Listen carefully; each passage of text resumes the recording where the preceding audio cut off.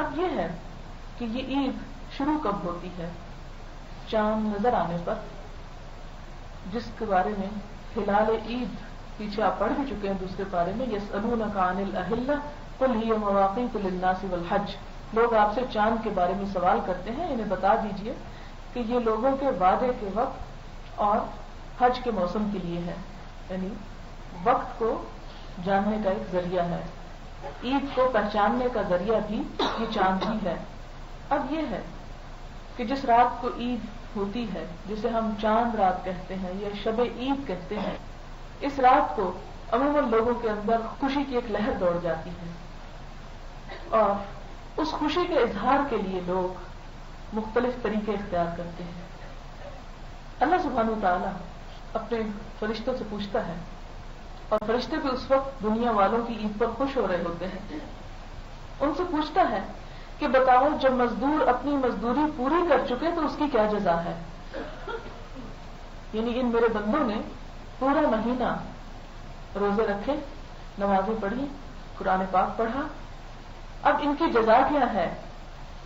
وہ عرض کرتے ہیں کہ اس کی پوری پوری اجرت ملنی چاہیے، اس کا بدلہ ملنا چاہیے. اللہ تعالیٰ فرماتا ہے کہ اے فرشتوں تم گواہ رہو، میں نے محمد صلی اللہ علیہ وسلم کی امت کے روزہ داروں کو بخش دیا اور ان کے لیے جنت کو واجب کر دیا. اب اس رات میں کرنا کیا چاہیے؟ کیا بازاروں میں نکل جائیں، مردوں کے ہاتھ میں ہاتھ دے کے چوڑیاں پہننا شروع کر دیں، مہندی کے ٹھپے لگوانے لگے، خوب بن سنور کے وہ ایک ظاہری سا دوپٹہ جو ہمارے سروں پہ رمضان کی کسی برکت کی وجہ سے آ گیا، کیا اس خول کو اتار پھینکیں؟ اب کیا ہوگا؟ اس رات میں کیا کرنا چاہیے؟ اور ہمارے ہاں جو زور پکڑتا جا رہا ہے وہ یہ کہ ہر سال زیادہ سے زیادہ لوگ اس رات کو وہ اصل کام کرنے کی بجائے ان خرافات میں مشغول ہو جاتے ہیں جن سے روکا گیا اور جن سے روکنے کے لیے رمضان آیا. تو گویا پہلے ہی اللہ کے چاند دیکھتے ہی وہ سب کچھ پیچھے، اور پھر شیطان کھل گیا اور ہم بھی اس کے ساتھ دوڑ لگانے کو تیار ہو گئے. اب آپ دیکھیں کہ اس رات کو کرنا کیا چاہیے؟ بازاروں میں گھومنا پھرنا، شور شرابہ نہیں. اس بات کی دعا کریں کہ یا اللہ یہ رمضان پھر ہمیں دوبارہ لوٹا دے، کیونکہ حضور صلی اللہ علیہ وسلم نے فرمایا اگر تم لوگوں کو یہ معلوم ہو جائے کہ رمضان کے کتنے فوائد اور کتنی برکات ہیں تو تم تمنا کرو کہ کاش رمضان کبھی ہم سے دور نہ جائے.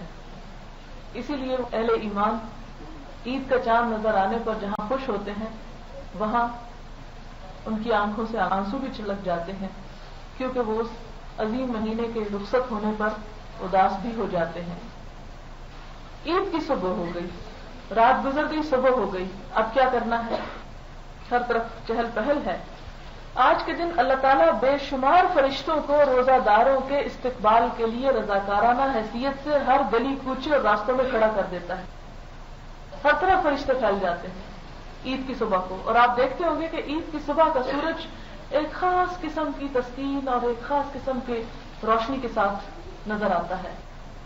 عید کی صبح کو اللہ تعالیٰ بہت سارے فرشتوں کو شہروں میں بھیجتا ہے، وہ گلی کوچوں اور راستوں میں کھڑے ہو کر پکارتے ہیں، جن کی پکار کو انسان اور جنات کے علاوہ سب سنتے ہیں. فرشتے کہتے ہیں اے امت محمدیہ کے لوگوں، تم اپنے رب کریم کی طرف نکلو جو بہت انعام دیتا ہے اور بڑے بڑے گناہوں کو بخش دیتا ہے. جب روزہ دار عید گاہ میں پہنچ جاتے ہیں تو اللہ تعالیٰ ان فرشتوں سے فرماتا ہے ان مزدوروں کا بدلہ کیا ہونا چاہیے جنہوں نے اپنے پورے پورے کام کر دیے. فرشتے جواب دیتے ہیں اے ہمارے معبود اور آقا، ان کا بدلہ یہی ہونا چاہیے کہ ان کی پوری پوری مزدوری دے دی جائے. اللہ تعالیٰ فرماتا ہے اے فرشتوں تم گواہ رہو کہ ان کے رمضان کے روزے اور نماز کی وجہ سے میں ان سے خوش ہو گیا، ان کو بخش دیا.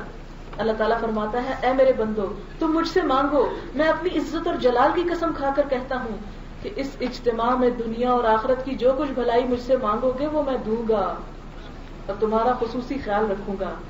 اور جب تک تم مجھ سے خوف کھاتے رہو گے میں تمہاری خطاؤں اور لغزشوں سے درگزر کرتا رہوں گا. اور مجھے اپنی عزت و بزرگی کی قسم کہ نہ تمہیں ذلیل اور رسوا کروں گا اور نہ مجرمین کے سامنے تمہاری فضیحت کروں گا. تم سب کو میں نے معاف کر دیا، تم نے مجھے راضی کرنا چاہا تو میں تم سے راضی ہو گیا. یہ انعام اور بخشش سن کر فرشتے خوشیاں مناتے ہیں کہ وقت اٹھتے ہی نماز فجر کے بعد مسنون یہ ہے کہ غسل کریں، نہائیں. لیکن اگر ایسا موقع نہ ہو، کسی بیماری یا مجبوری کی وجہ سے کوئی نہ نہا سکے، تو بہرحال سورج نکلنے کے ساتھ ہی تکبیریں کہنا شروع کر دیں، خواہ آپ گھر میں ہوں خواہ کہیں بھی ہوں. تکبیریں کیا ہیں؟ اللہ اکبر اللہ اکبر اللہ اکبر کبیرہ. ایک تکبیر یہ ہے اللہ اکبر اللہ اکبر اللہ اکبر کبیرہ، 3 دفعہ اللہ اکبر کر کے 4تھی دفعہ کبیرہ کہہ دینا ہے. یہ بخاری کی روایت ہے. یا دوسرا طریقہ یہ ہے اللہ اکبر لا الہ الا اللہ واللہ اکبر وللہ الحمد. یہ چلتے پھرتے اٹھتے بیٹھتے یہ تکبیریں خوب پڑھیں. پھر اس کے بعد یہ کہ اچھے کپڑے پہنیں. عید کے دن اچھے کپڑے پہننا ثواب کا کام ہے. خوشبو لگائیں. خواتین کے لیے وہ خوشبو اچھی ہے جس کا رنگ ہو مگر خوشبو تیز نہ ہو، اس لیے کہ حضور صلی اللہ علیہ وسلم نے بڑی شدت کے ساتھ منع کیا ہے اور اتنی سخت الفاظ فرمائے کہ جو عورت اس طرح خوشبو لگا کر باہر نکلے کہ جس کی خوشبو مردوں تک پہنچے، اس کی فرض نماز گھر آ کر اس وقت تک ادا نہیں ہوگی جب تک وہ غسل نہ کر لے. یعنی اتنی شدید قسم کے الفاظ ہیں. تو یہ ہے کہ عیدگاہ میں ضرور جائیں، لیکن ایسا میک اپ اور ایسی خوشبو لگا کر نہیں کہ جس سے دوسرے نمازیوں کے اور ایسے لوگوں کے جو سارا مہینہ تقویٰ حاصل کرنے کی فکر میں رہے، اس وقت ان کا تقویٰ ڈھیر کر دیا جائے. پھر اسی طرح جہاں عورتوں کے لیے سونا اور ریشم جو ہے وہ جائز ہے، وہاں مردوں پر منع ہے. حضور صلی اللہ علیہ وسلم نے فرمایا ریشم اور سونا پہننے والے مردوں پر جنت کی نعمتیں اللہ تعالیٰ حرام کر دیتا ہے اور جہنم کی بھڑکتی ہوئی آگ میں رسوا اور ذلیل کر کے داخل کرے گا. ان کو سخت ترین عذاب ہوگا. ان پر اللہ کی رحمتیں نازل نہیں ہوتی اور ممکن ہے کہ دنیا میں بھی اللہ تعالیٰ ان کی صورتیں بدل دے. اس دن گھر سے نکلنے سے پہلے کیا کریں؟ میٹھا کھا کر نکلے. اس میں حضور صلی اللہ علیہ وسلم کا طریقہ کار تھا، کھجوریں کھایا کرتے تھے. یعنی بعض اوقات خواتین میٹھے پکانے میں اتنی دیر لگا دیتی ہیں کہ وہ عید کے لیے نہیں نکل سکتی، یا گھر والے مرد جو ہیں عید پر نکل جاتے ہیں اور وہ کچھ بھی کھا کے نہیں جاتے، انہیں بھوکا بھیج دیتے ہیں. تو اس کا بہترین حل یہ ہے کہ آپ پیچھے سے بے شک گھنٹوں پکاتی رہیں، لیکن کھجوریں جو ہیں رمضان میں ہر گھر میں موجود ہوتی ہیں. وہی کھجوریں طاق تعداد میں 1 3 5 7 حضور صلی اللہ علیہ وسلم 7 تک کھجوریں کھا کر نکلا کرتے تھے. پھر اسی طرح کہ عیدگاہ کو پیدل جانا زیادہ بہتر ہے، لیکن اگر قریب نہ ہو تو سواری پر جانا بھی منع نہیں ہے. صرف مرد نہیں بلکہ عورتیں بھی عید پڑھنے کے لیے نکلیں. بخاری اور مسلم کی روایت ہے کہ آپ صلی اللہ علیہ وسلم نے فرمایا کہ اگر عورت کے پاس چادر وغیرہ نہ ہو تو دوسری عورت کے چادر میں چھپ کر چلی جائے، لیکن جائے ضرور. اسی طرح آپ نے فرمایا کہ جن عورتوں کو نماز نہیں پڑھنا، یعنی مینسز وغیرہ کا مسئلہ ہے، کوئی نفاس ہے، تو وہ بھی نکلیں. اس پر صحابہ کرام نے حیرت کا اظہار کیا، وہ کیوں نکلے؟ آپ نے فرمایا ہاں وہ نکلیں، مسلمانوں کی قوت کو دیکھیں اور دعا میں شریک ہوں، اس لیے کہ اس دن کی دعائیں رد نہیں ہوتی. لہذا جو کچھ پکانا ہو رات کو کپڑے تیار کر کے سب کچھ رکھ چھوڑیں اور صبح جلد از جلد نکلنے کی کوشش کریں. بچوں کو بھی لے کر نکلیں. پھر آگے دیکھیں، عید کی نماز ہے وہ عیدگاہ میں ادا ہونی چاہیے، مسجدوں میں نہیں. عموماً ہمارے ہاں یہ فیشن بن گیا کہ ہر مسجد میں چند لوگ کھڑے ہو جاتے ہیں اور عید پڑھنا شروع کر دیتے ہیں. یہ طریقہ کار درست نہیں ہے. کھلے میدان میں بڑی جگہ پر نماز پڑھنی چاہیے. پھر اسی طرح یہ کہ وہاں پر جا کر خطبہ سننا جو ہے وہ انتہائی ضروری ہے. خطبے کے دوران بالکل بات نہیں کرنی چاہیے، حتیٰ کہ حضور صلی اللہ علیہ وسلم نے فرمایا کہ اگر خطبے کے دوران تم اپنے بھائی کو یہ کہو گے کہ چپ کرو تو یہ بھی تم نے لغو بات کی. دوسرے کو چپ کرانے کے لیے بھی نہیں بولنا چاہیے.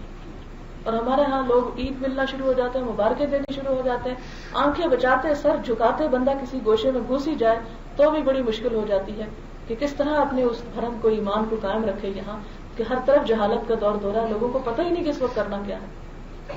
اس لیے آپ اگر جائیں عیدگاہ تو ملنا ملانا بعد میں کریں، پہلے تو تکبیریں پڑھیں زیادہ سے زیادہ، اور پھر اگر خطبہ شروع ہو جائے تو خاموشی کے ساتھ اس خطبے کو بیٹھ کر سنیں. حتیٰ کہ حضور صلی اللہ علیہ وسلم نے یہاں تک کیا کہ اگر عورتوں تک خطبے کی آواز نہ پہنچے تو آپ صلی اللہ علیہ وسلم اسپیشل عورتوں کے پاس آئے اور انہیں الگ سے تلقین فرمائی. اب یہ ہے کہ جب نماز شروع ہو جائے تو تکبیریں بند کر دی جائیں. اس وقت عید کی نماز کے علاوہ اور کوئی نماز نہ پڑھی جائے، نہ کوئی نفل، نہ کوئی فرض، نہ کوئی اور. یہ نہیں کہ آپ جائیں تو کہیں اچھا بڑا دل چاہ رہا ہے میں نفل پڑھ لوں ذرا 4-5، نہیں. اس وقت صرف عید کی نماز ہوگی. اور پھر اس کا طریقہ کار کیا ہوگا، وہ جیسے امام پڑھے گا ویسے ہی پیچھے پڑھ دیں.